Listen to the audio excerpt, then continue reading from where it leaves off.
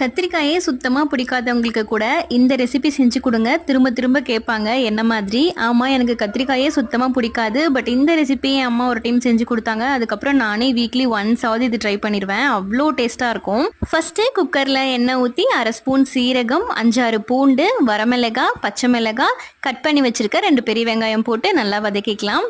வெங்காயம் நல்லா வதங்கினதுக்கு அப்புறமா கட் பண்ணி வச்சுருக்க தக்காளியும் ஆட் பண்ணிக்கலாம். தக்காளி வேகிறதுக்காக கொஞ்சமாக உப்பு போட்டுட்டு ஒரு சின்ன நெல்லிக்காய் சைஸ் புளியும் போட்டு நல்லா மிக்ஸ் பண்ணி விட்டுறலாம். 1/2 ஸ்பூன் பெருங்காயத்தூள் போட்டுட்டு கட் பண்ணி வச்சிருக்க கத்திரிக்காயும் சேர்த்துடலாம்.